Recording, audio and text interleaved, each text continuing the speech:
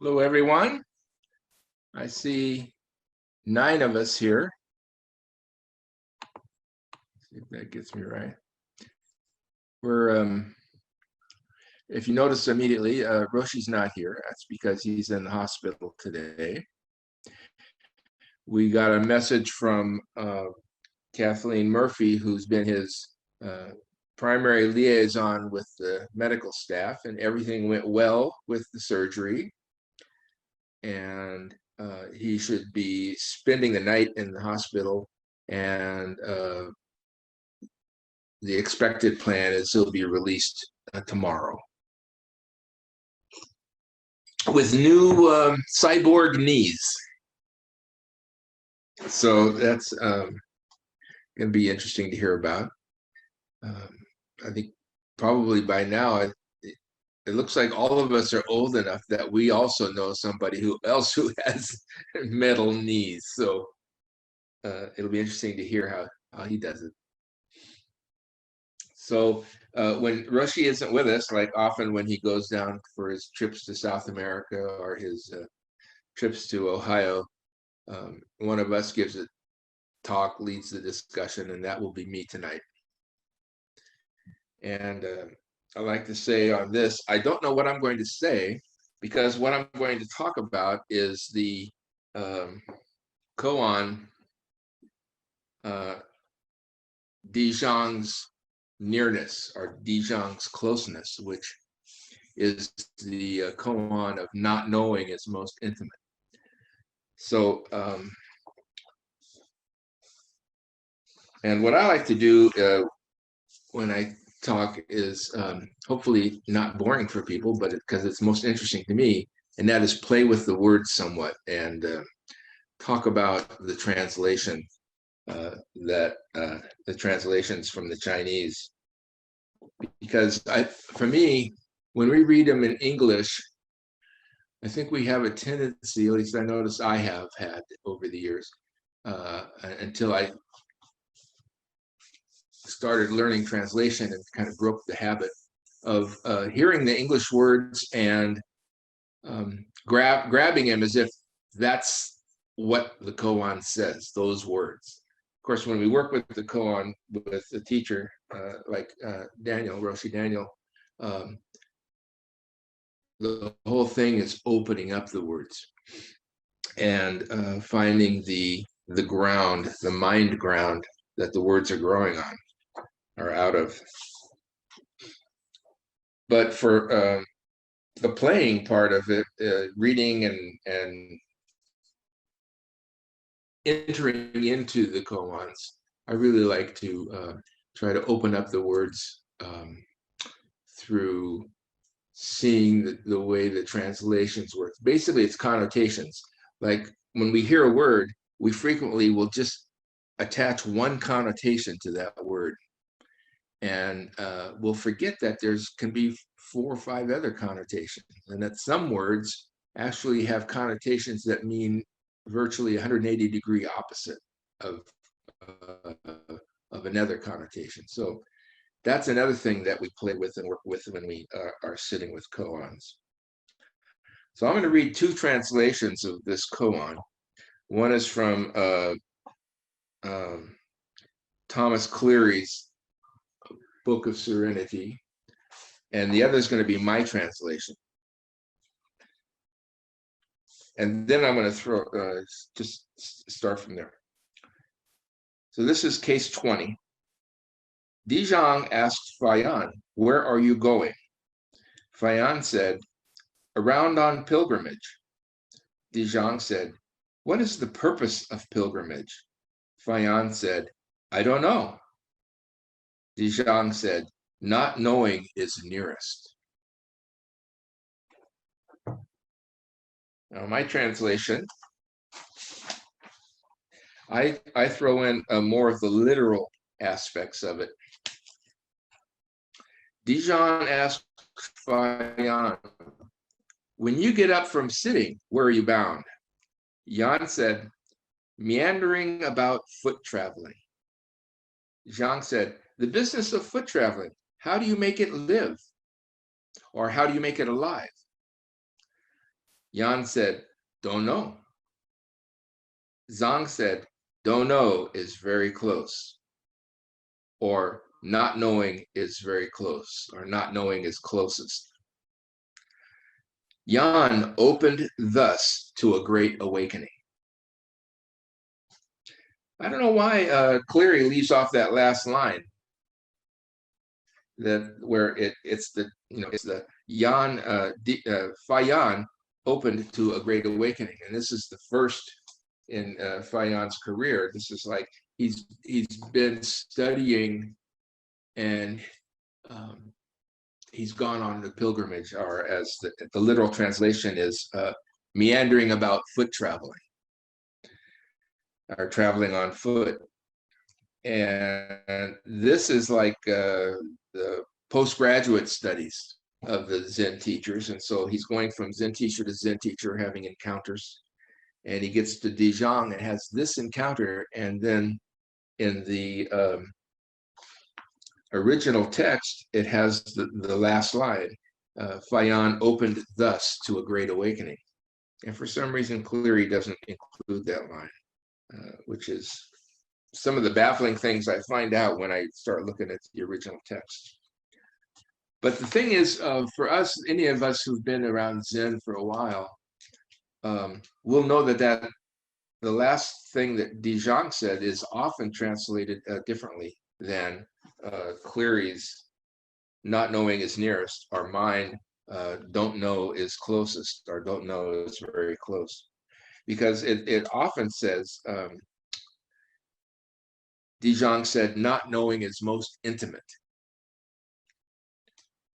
And I've seen it, non-knowing is most intimate. So that's sort of kind of like my starting off point, which is sometimes when it's said as most intimate, that connotes to some people, and when I say that, I mean, I've heard people talk about it this way, that not knowing is somehow the end of the line, the ultimate terminal of Zen practice. Oh, to just not know. And you'll hear some people take that as like it's, you know, in the 19th century, there was the political party called the Know Nothings. And so they kind of will turn Buddhism into being a know-nothing person, as if that's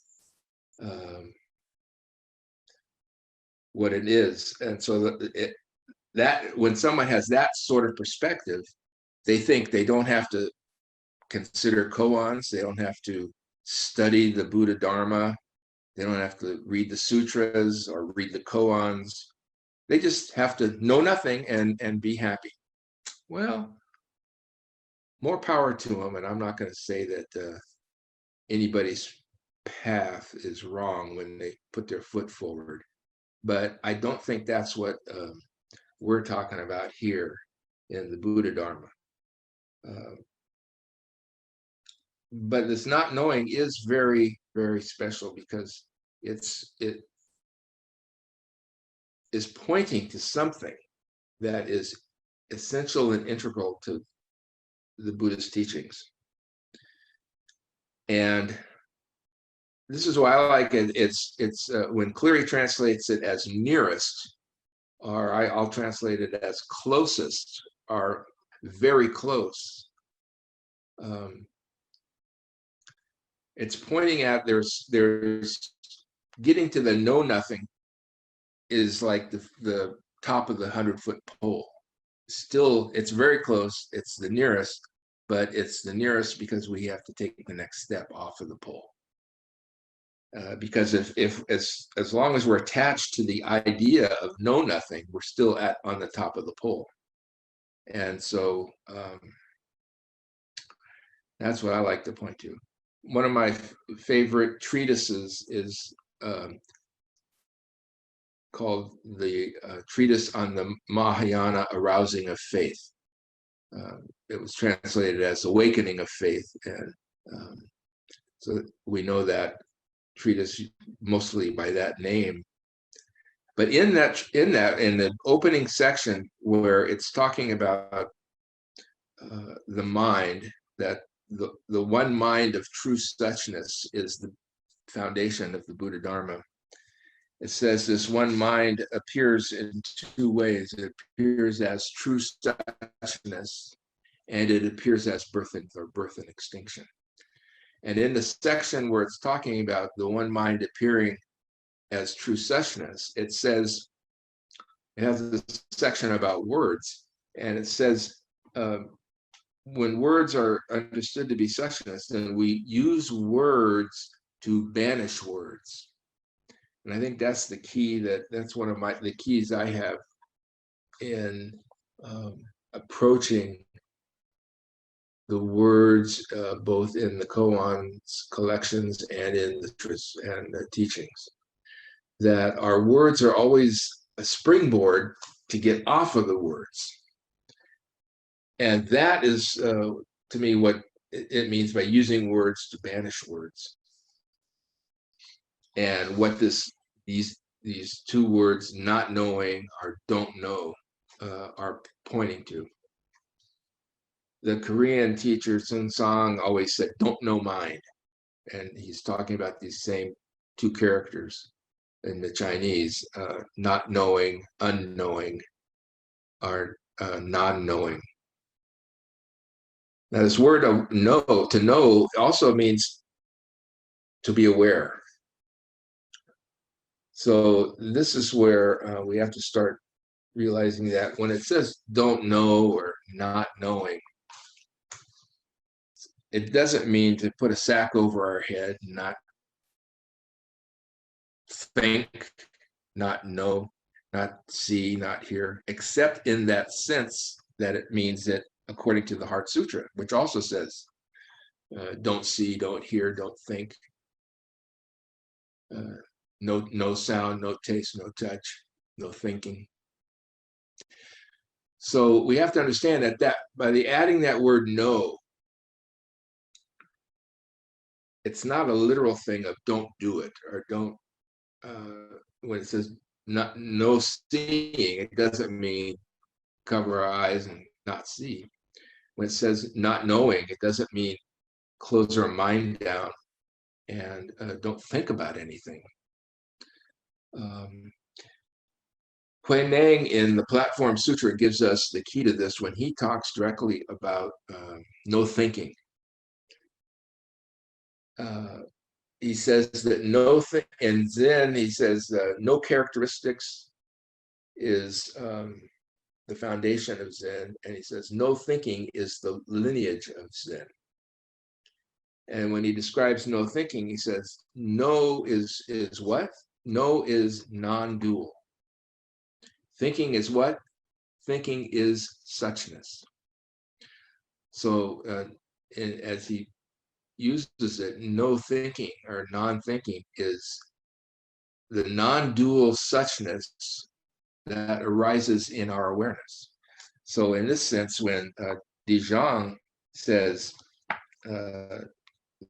not knowing is most intimate, this is what he's referring to. The not is the non-dual knowing, and non-dual knowing is the most intimate aspect of our own minds. Our non-dual awareness is the closest that we get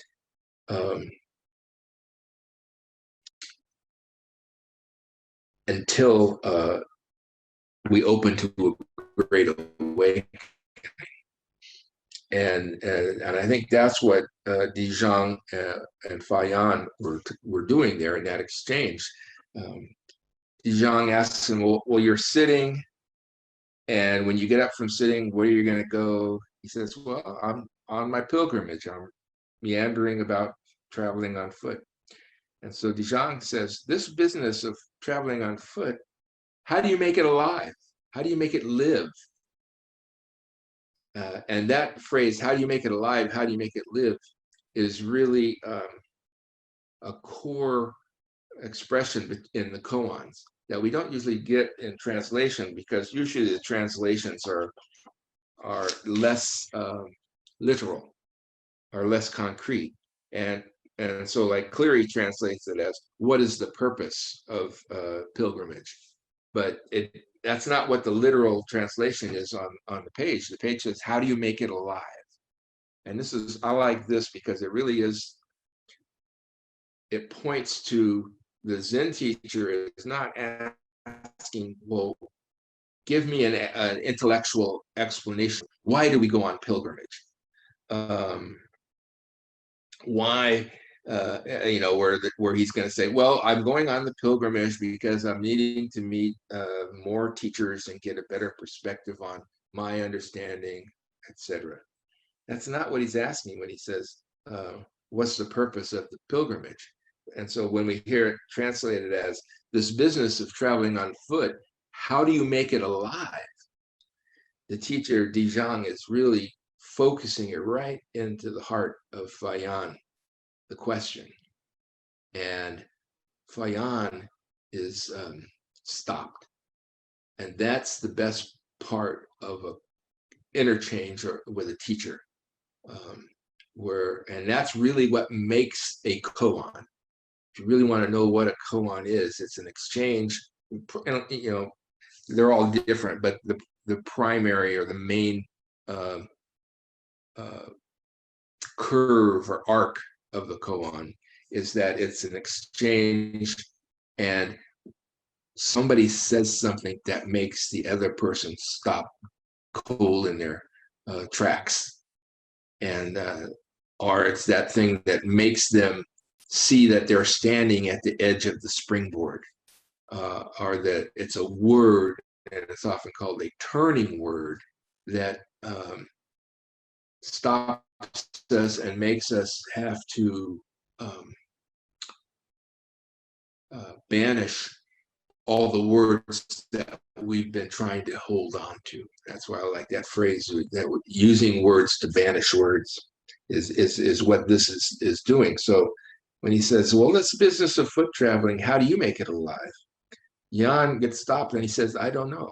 The Chinese doesn't have the character for I. They have they don't use pronouns as prolifically as we do in English. So it can be just I don't know, or it can just be not knowing, or it could just be don't know. So take your pick, play with that. It says it could be how do you make it alive? He could be trying to say, well, I don't know how to make it alive. I'm just doing it. He could be trying to say, well, I make it alive by not coming up with an intellectual knowing about it. I'm just not knowing. I'm doing it and I'm not knowing. Dijang says, well, that's very close, or that's most intimate. So then Fayan has his great opening, his great awakening. And I like that it's not like the answer don't know is his awakening. It's when the teacher says back to him, that which you just expressed is the most intimate thing that can be said.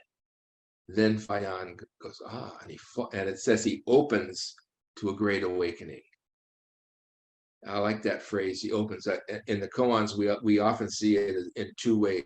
He opens to a great awakening, or he falls to a great awakening. A lot of times you'll hear the translation, he had a great awakening. And that's usually not what it says. It usually says either he opens thus to a great awakening, as it says here, and I've seen it as he fell into a great awakening. So that's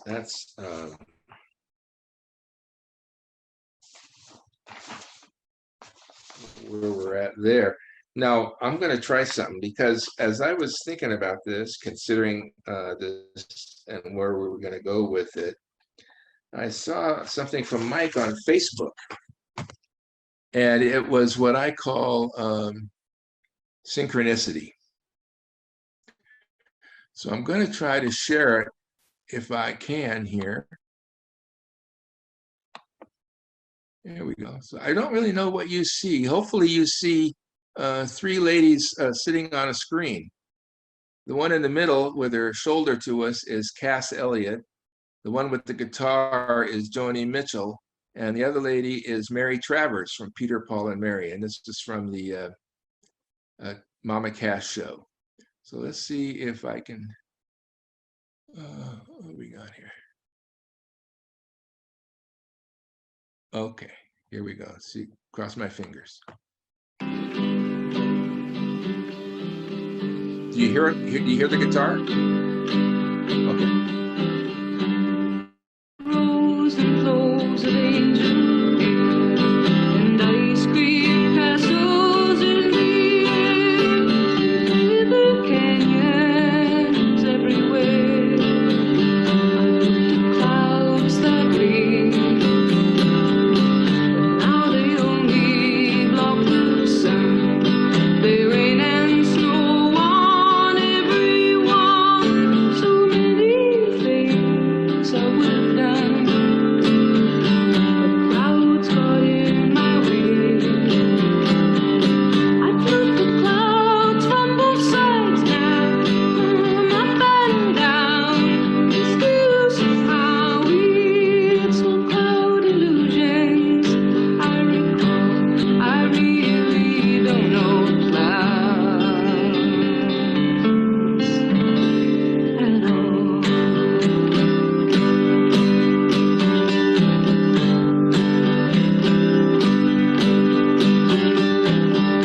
Moons and Junes and Ferris wheels that dizzy dancing where you feel as every fairy tale comes real. I've looked at love that way, but now it's just another show. You leave 'em laughing when you go, and if you care, don't let them know. Don't give yourself away. I've looked at love from both sides now, give and take, and still somehow it's love's illusions. I recall, I really don't know love at all.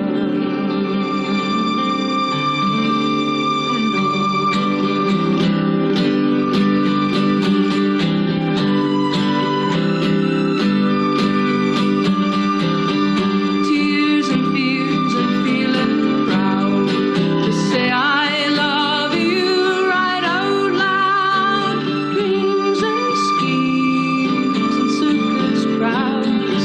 I've looked at life that way, but now old friends are acting strange. They shake their heads, they say I've changed. Well, something's lost, but something's gained in living every day. I've looked at life from both sides now, win and lose, and still somehow it's life's illusions. I recall, I really don't know life at all. I've looked at life from both sides now, up and down, and still somehow it's life's illusions. I recall, I really don't know life at all.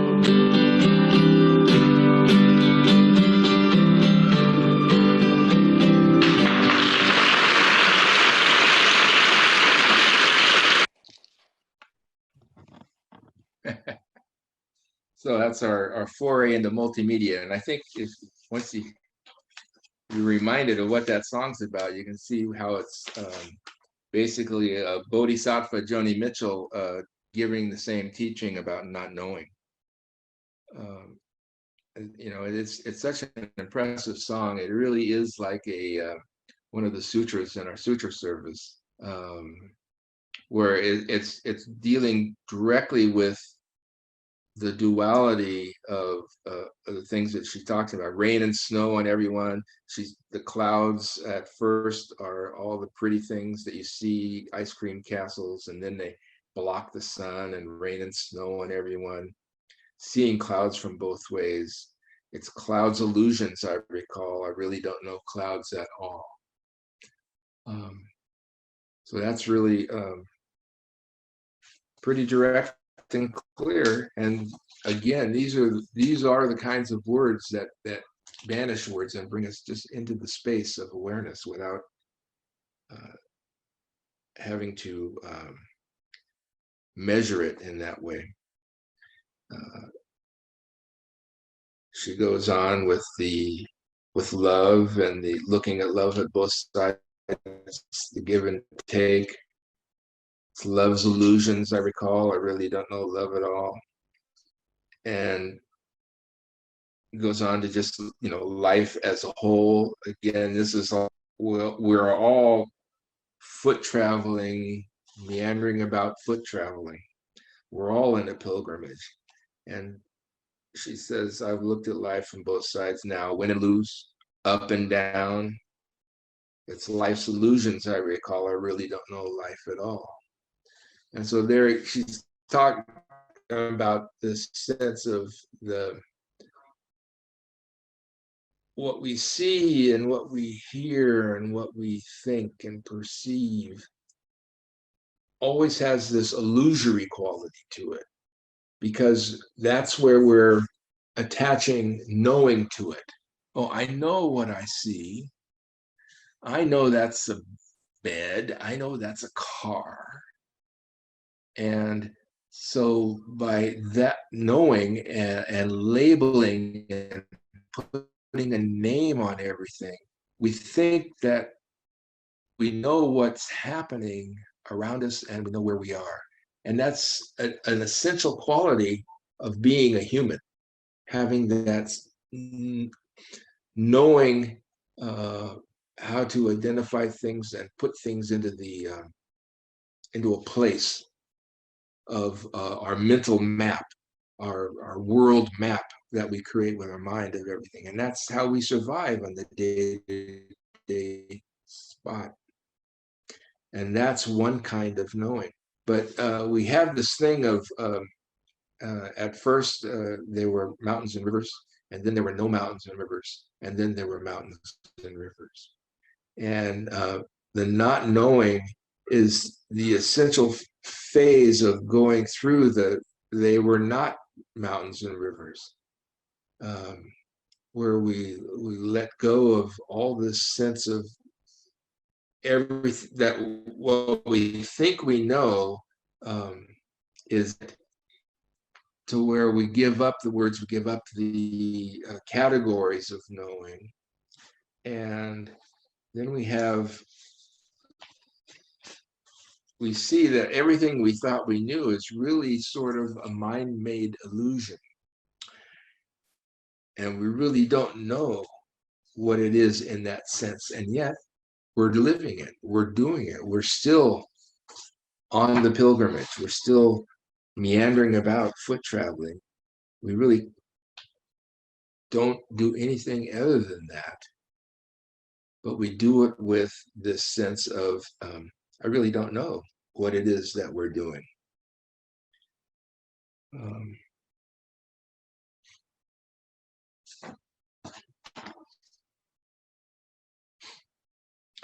Now, Zongmi, the 9th century Zen teacher, Zongmi, he did a little twist on this, and he emphasized the word knowing. He said, Zen is about the one word know, the one word aware, to be aware. And in this sense, what he's doing is he's pointing to suchness of our own awareness. And as we sit in awareness without intellectual categories, without the words reaching out and trying to label everything. That straight awareness and that straight knowing is it. So he approaches it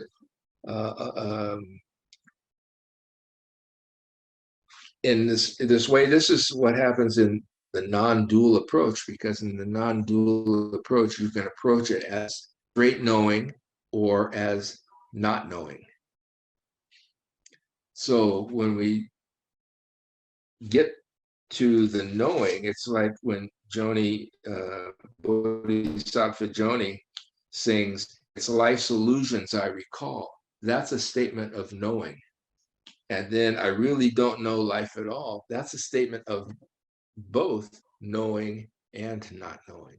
Because to be able to say, "I really don't know life at all," that's knowing. So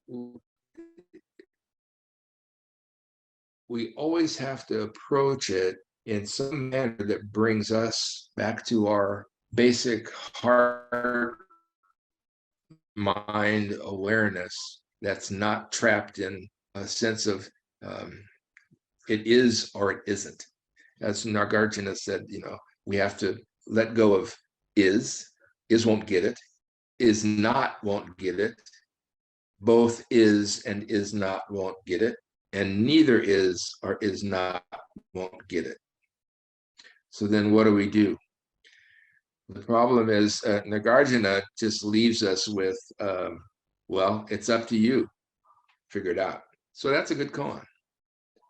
But a lot of times what we have is someone just saying, well, it's most intimate. What is the most intimate? That's the answer to the quandary, the tetralemma of Nagarjuna. Some people would say, well, have a cup of tea. Or, gee, the crows outside on the tree are particularly loud tonight.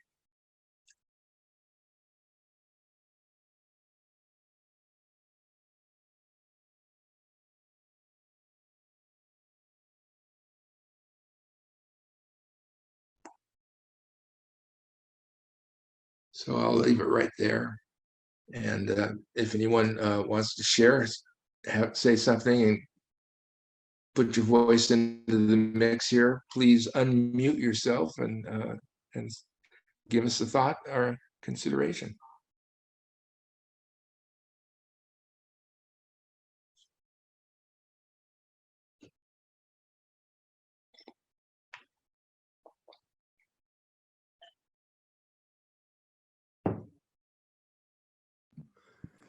It's really interesting to learn about the translation very close, because most intimate implies, to our ears, implies praise, but very close can also can mean, as you implied, take the next step too. Leaves that possibility in there.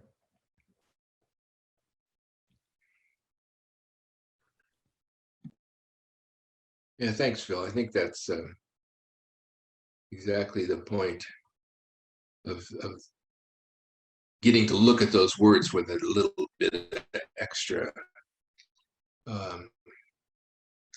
consideration like that. I had a thought. Can you say something about, often it's described as sort of two types of not knowing. There's just the conventional, like, I don't know what time it is. And a not knowing, as in it can't be known, and it can't even be talked about, not knowing, which there's lots of stories of that kind of not knowing. So I'm not quite sure where in what you're describing, it feels that if we take the translation kind of most intimate, or sort of very close, as in, as praise, like Phil said, then that feels like that secondary type of not knowing, a kind of where you learn just to shut up. If someone says, explain what love is, it's often just best not to try and explain what love is, for example. Or, well, actually, Joni, I was thinking about that before you put that song up. Joni says exactly that. And that song is so beautiful because she ends every one of those verses with the not knowing. It's what makes it so beautiful. If she'd said something a little different, it probably wouldn't be nearly so nice. So there is a kind of a not knowing that seems to really hit the mark, which is when you don't know exactly the right time about exactly the right thing. So do you have any thoughts on, there's a difference between those types of not knowing? Yes, I would say it's the third kind of not knowing that I'm talking about. There's a not knowing. Chicago Transit Authority has a song, "Does anybody really know what time it is?" And so that's that first kind of not knowing you're talking about. Well, what time is it, Gregory? Oh, I don't know. I left my watch at home and I don't know what time it is. So that is one kind of knowing, not knowing. Or the other one I think that you were pointing to is what I was talking about was Nagarjuna is not knowing. Whatever I say is not going to encapsulate it. It's not going to be able to communicate the core of it or the essence of it. So I'll just be quiet. But that is not what we're talking about here, because that's the error I was trying to initially point out. Yeah, I agree. That is a different type of not knowing, the Nagarjuna one. It's more, I think that is more an intellectual not knowing. A clear, deep analysis means we cannot locate anything anywhere. We cannot locate the present. We cannot locate cause and effect, and so on. That is a deeply philosophical analytic not knowing, which I think is incredibly beautiful too. But this not knowing you're talking about is, I've never heard of it that way. It's like a third one. 1, 2, 3. I like that. Yeah. And I think going back to the song, that's what is getting us towards that, because she's saying, just to kind of paraphrase it and stuff, she's saying that at one point I looked at clouds this way. That's why the song is called Both Sides Now. Mm-hmm. At one point I looked at clouds this way. At another point I looked at clouds that way, which was different than the first way. Now I really don't know. It says it's clouds illusions. I've seen it. Every way I look at clouds is if I'm going to call it something, well, it's an illusion of how I was looking at it at that time. Now I really don't know clouds at all. That's not silence, though. That's what I think is so great about it. It's the way of using the words to go to the next step of being wordless. Because if we're just silent, that doesn't get us there. That's why the way out of it that many of the Zen stories have is that somebody gets slapped or somebody gets poked in the ribs, because something has to be transmitted, something has to be communicated. We have to meet as people sharing this intimacy. And so the ultimate issue is, how do we meet each other intimately and share it? So I think that's the question of the third kind of not knowing. It's the direct sharing of what's happening right here and now, without confusing it with maps and all those kinds of things that we're thinking about. And I just want to say one more thing, if you don't mind. No, of course. So thinking of the standing on top of the 100-foot pole in relation to this conversation, the first not knowing is walking up to a pole and just not knowing what it is and being kind of interested but not knowing. And then maybe climbing all the way up as sort of Nagarjuna's not knowing. And then the final not knowing is just letting yourself fall right off the top. Yeah. Nice. Thank you so much. Yeah.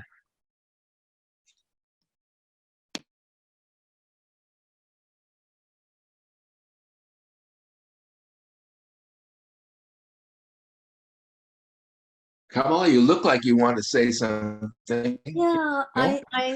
I kind of formed though it's kind of hard for me to form what I really want to ask or say, or so maybe I'll just blah and give it a chance here.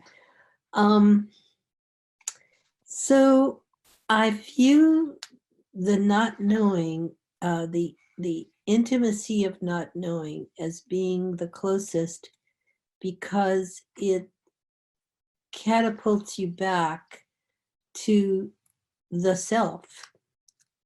And the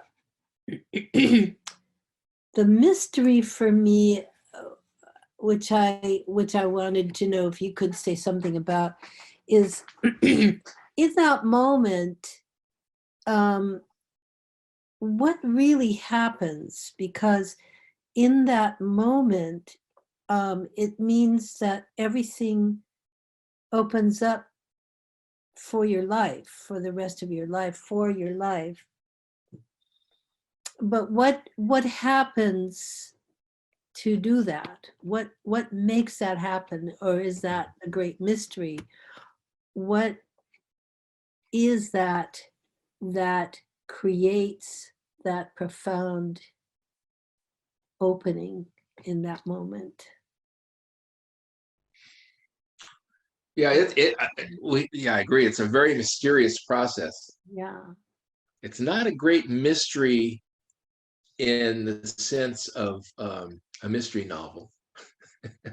It's a great mystery of the perception of our own awareness, because it's a great, when you said it catapults us back to the self. Last week, Roshi talked about Eko Hensho, the turning about. That's catapulting back that you just said is just what he was talking about last week, the turning around, the turning back, the turning about. And when we do that, we're not turning away from what we perceive. It's what we're turning away from is the idea of everything we know about what we perceive. We're just letting that go. So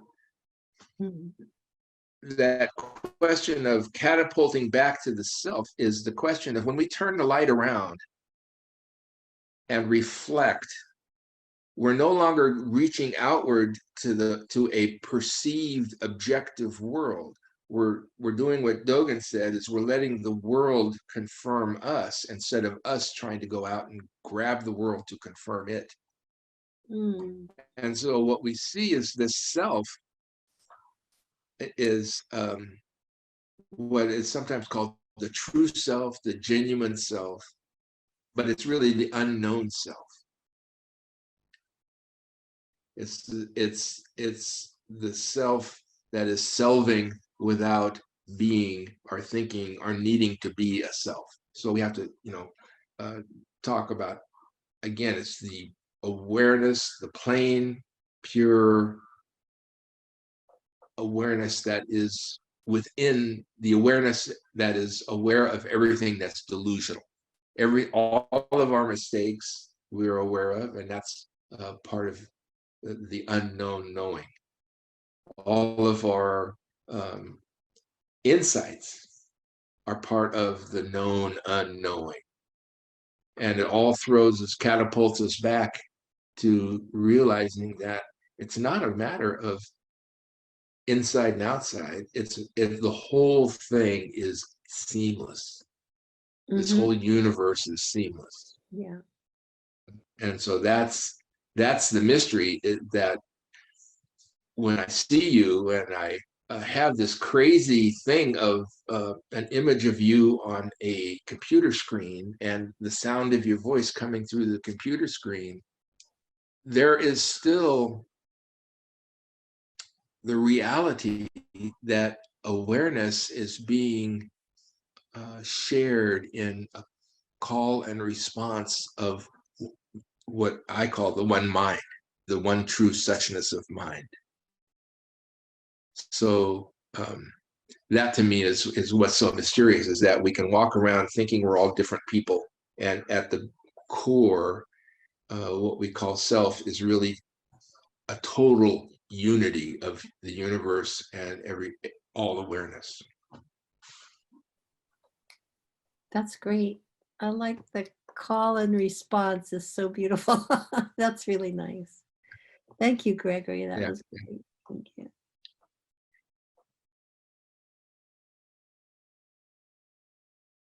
Looking at the time.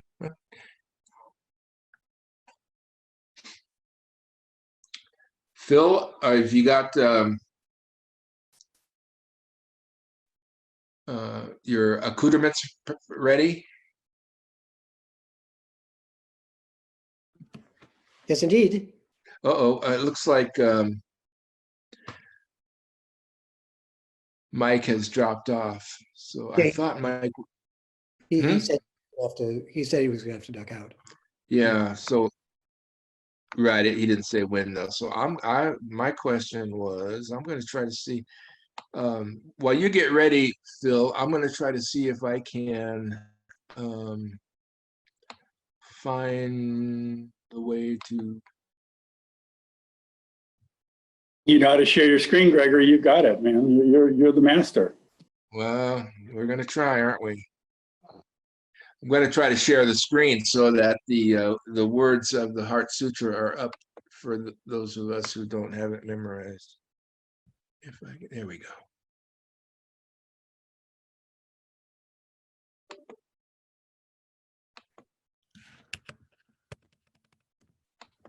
Okay, I thought, yeah, here we go. I thought Mike was going to do this, and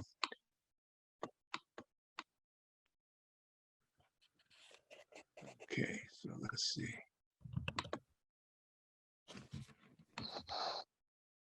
Well, now you know about that thought, right? Yeah, okay, I think I've got it. All right, so now I'm going to put it here and see if I can make this share screen thing work again.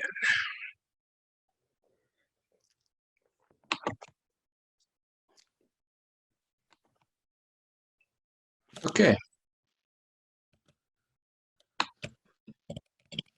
Success. Okay, Phil, I think we can do it.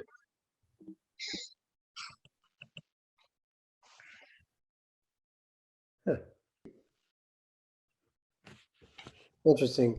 I'm looking at my own larger version of the sutra on my screen, and although I have that application in the front, the okay, there I'm getting to move the All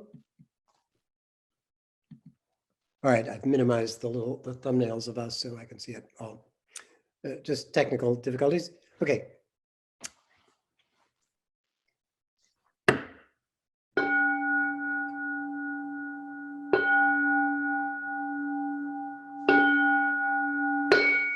The Great Prajna Paramita Heart Sutra.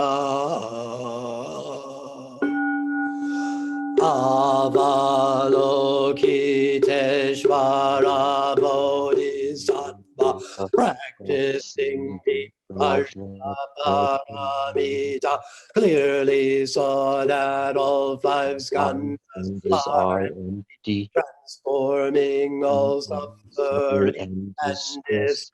Shariputra, form is no other than emptiness. Emptiness, no other than form. Form is exactly emptiness. Emptiness, exactly form.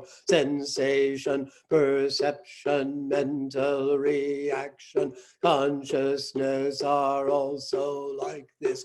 Shariputra, all things are essentially empty, not born, not destroyed, not stained, not pure, without loss, without gain. Therefore, in emptiness, there is no form, no sensation, perception, mental reaction, consciousness, no I, ear, nose, tongue, body, mind, no color, sound, smell, taste, touch, object of thought, no seeing, and so on to no thinking, no ignorance, and also no ending of ignorance, and so on to no old age and death, and also no ending of old age and death, no suffering, cause of suffering, cessation path, no wisdom, and no attainment, since there is nothing to attain. The Bodhisattva lives by prajnaparamita, with no hindrance in the mind, no hindrance, and therefore no fear, far beyond elusive thinking. Right here is nirvana. All Buddhas of past, present, and future live by prajnaparamita, attaining anuttara samyak sambodhi. Therefore know that prajnaparamita is the great sacred mantra, the great vivid mantra, the unsurpassed mantra, the supreme mantra, which completely removes all suffering. This is truth, not mere formality. Therefore set forth the prajnaparamita mantra. Set forth this mantra and proclaim Gate, Gate, Para Gate, Para Samgate, Bodhisattva. Bodhisattva.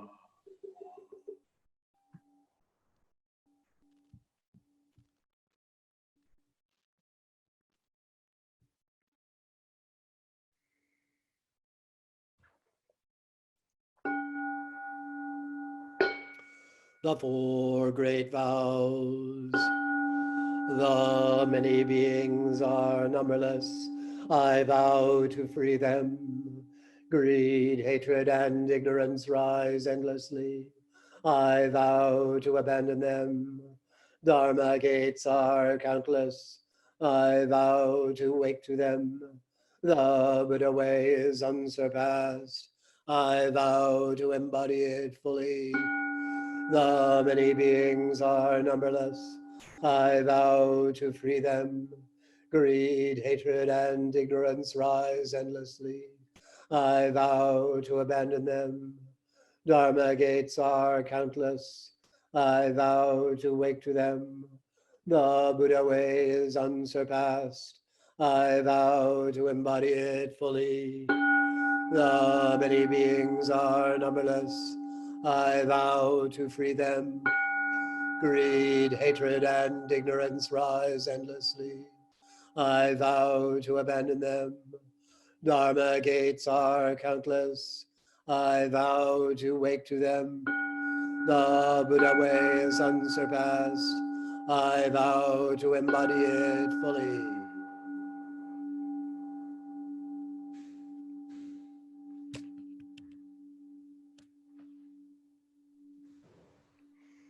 Thank you all. Thank you, Gregory. What a wonderful talk. Okay, I think if you want to say something, unmute yourself because I can't figure out how to unmute everybody together. Here we go. Huh. Okay, nice to see you, Richard. Richard, where are you in the world? In Washington, Auburn, Washington. Right. Okay, what city? Auburn, which is south of Seattle. Did you get involved in any of the Portland activities or the Seattle activities? No, I'm of the, they don't recommend older people take more risks. No, that's right. That's why I have not been getting out on the street also. Carol and I are not getting on the street either for that same reason. And it's too bad because our hearts are there, right? Yeah. But I'm really glad to stopped in and visit with you guys. This is really, really nice. Yeah. good, good. Yeah. And it's nice to see the face.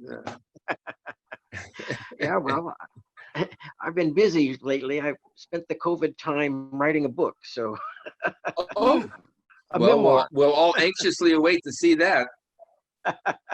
Well, if I can get your email addresses, I'll I'll send it down. If one of you Okay, can send me an email, I will send it down and you can spread it around. How about that? Did you got the email notice for this meeting? Right? Yes. Yeah. So that's that.